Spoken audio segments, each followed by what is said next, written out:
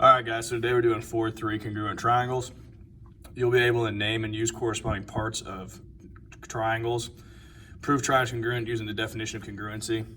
So the definition of congruent polygons is that two polygons are congruent if and only if their corresponding parts are congruent. So if we're looking at these triangles here, A is congruent to H, B is congruent to J, and C is congruent to K. Corresponding sides, AB would be congruent to HJ, BC is congruent to JK, and AC is congruent to HK. And then your corresponding statement would be triangle ABC is congruent to triangle HJK. Other congruency statements for the triangles above exist. Valid congruency statements for congruent polygons list corresponding vertices in the same order. So valid statement for this exact same thing would be BCA is congruent to JKH. Again, because B and J are still paired together and like A and H are put together still in this order. Not valid would be ABC is congruent to HKJ because you have these flip-flopped here, the J and the K.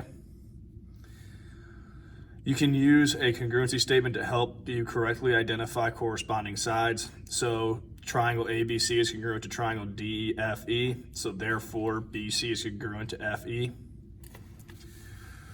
So up here on 1 and 2, we're going to show that polygons are congruent by identifying all the congruent corresponding parts and then write a congruency statement.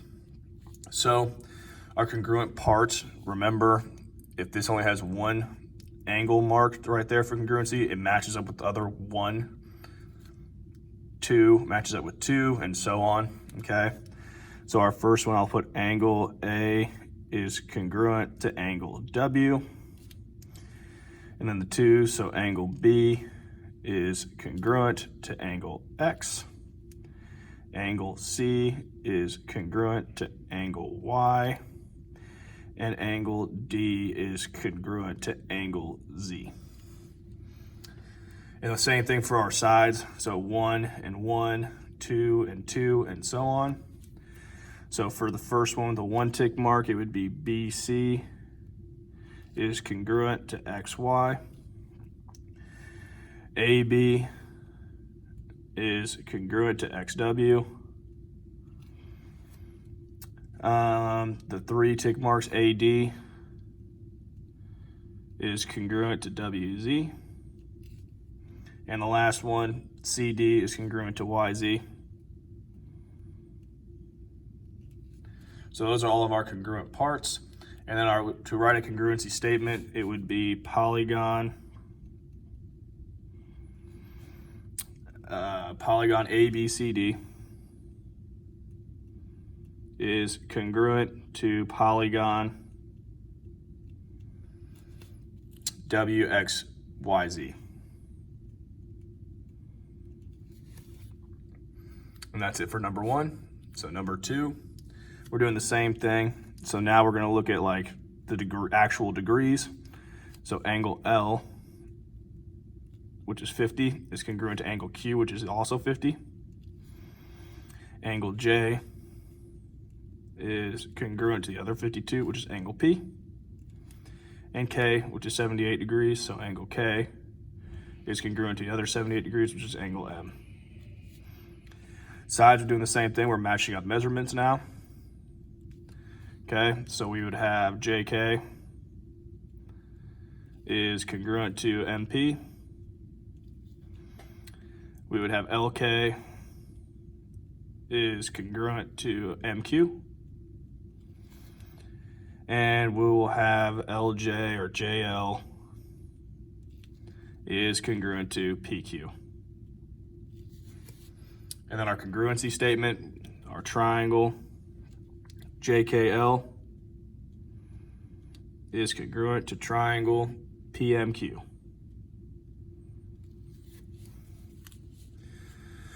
So the phrase if and only if in the congruent polygon definition means that both the conditional and its converse are true. So if polygons are congruent, then their corresponding parts are congruent. For triangles, we say corresponding parts of congruent triangles are congruent, or CPCTC. We will use this phrase a lot in the proofs.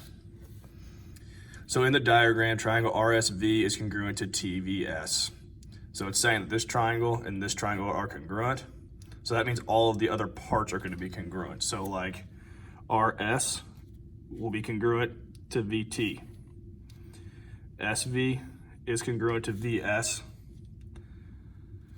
RV is going to be congruent to ST.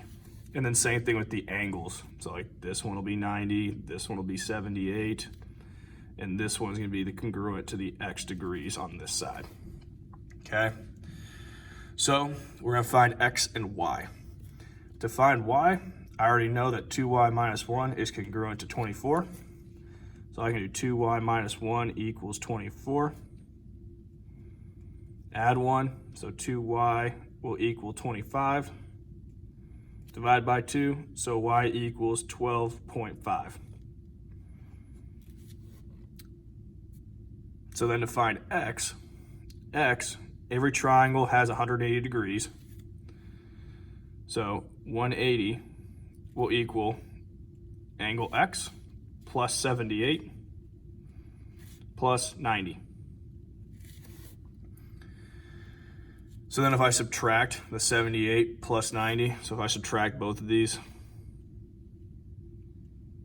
from 180, angle x will equal 12. So then we've got the third angles theorem.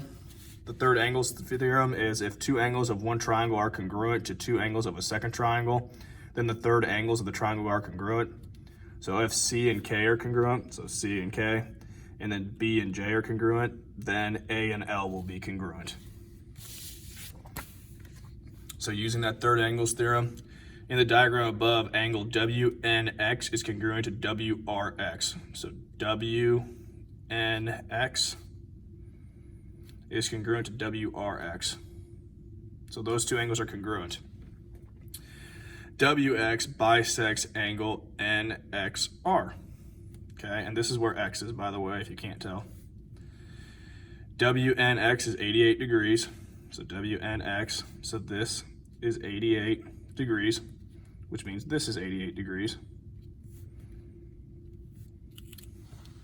And NVW, or NXW, so NXW, this angle right here is 49 degrees. Find NWR. All right, so since WX bisects NXR, we know that these angles are also going to be congruent, these two little angles right there. So, and then this angle is 49, that means this angle will also be 49. All right, and so to find this angle right here, RWX right here, we would just subtract, we take 180 and subtract 88 minus 49. So 180 minus 88 minus 49 will equal 43. So this angle is 43 degrees. We know that this angle is congruent to this angle because of the third angles theorem. So this is also 43 degrees. So to find out, what does it want? NWR. So angle NWR will equal 43 times 2, which is equal to 86. All right, some proofs now. Prove the two triangles are congruent. Write a two-column proof. Given that DE is congruent to GE, DF is congruent to GF, D is congruent to G, and then DFE is congruent to angle GFE. So let's write our given information down first. So DE is congruent to GE. DF is congruent to GF. Angle D is congruent to angle G. And angle DFE is congruent to angle GFE. And that's given. And that's all marked here for us already. So step 2, anytime we have a line that shares two different objects, so like EF is the bottom of this, or this, one of the sides of this triangle and this triangle. So when that happens, this EF, if it's 5 for this triangle, it'll be 5 for this triangle. So we know that EF is congruent to each other for both triangles. So EF is congruent to EF. That is our reflexive property.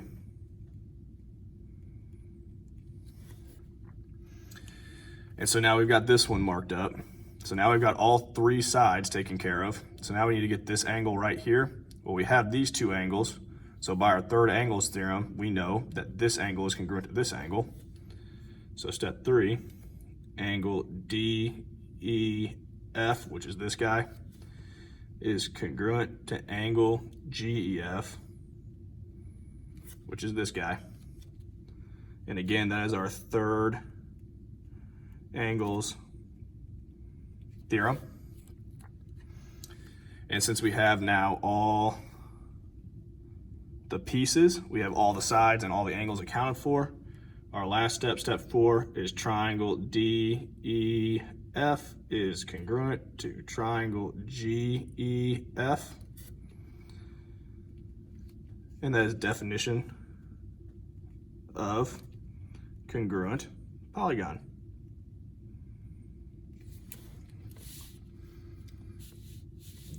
All right, so the reflexive property. When two triangles share a common side, use the reflexive property of congruency to establish that common side is congruent to itself, which is exactly what I was talking about in step 2 of this proof right here.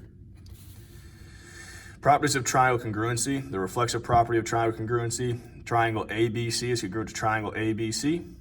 The symmetric property of triangle congruency. If triangle ABC is congruent to triangle EFG, then triangle EFG is congruent to ABC.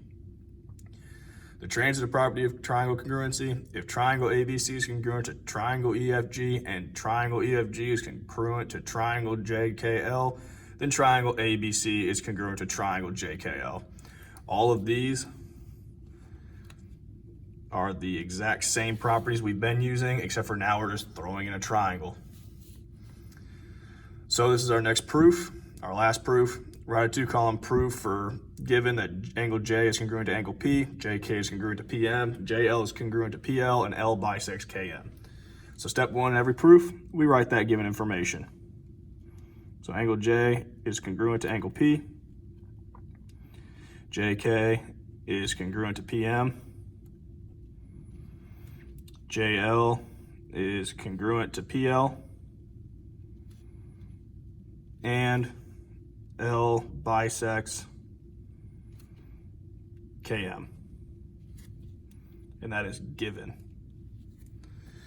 All right, and they have that all marked already. So we need to find, to prove that these two triangles are congruent, we need to find these two angles, that they're congruent to which angle, whatever angle, and we need to get these two sides congruent. Okay, so step 2. JLK, so this angle right here, and MLP, this angle right here, are going to be congruent because of their vertical angles. So angle JLK is congruent to angle PLM, and that is our vertical angles theorem. So now we've got these congruent. And now we can say LK is congruent to LM. These two are congruent to each other because of the bisector. A bisector works as kind of like a midpoint. So these two will be congruent by the definition of a bisector. So LK is congruent to LM. Definition of bisector. So now we've got this side taken care of. And the last thing, angle K and M. So step 4, angle K is going to be congruent to angle M. And again, we had the other two angles for both triangles, so we know by third angles theorem, those are going to be congruent. So that's our third angles theorem. And since we have all 3 now, or all 6 parts, triangle JKL is congruent to triangle PLM. And that is by CPCTC. Again, CPCTC, what that means is all of these parts are congruent. We have all the pieces covered. We could have put that right here as well. By the definition of congruent polygon, we could have changed that to CPCTC because we have all congruent parts. Okay? Let me know if you have any questions.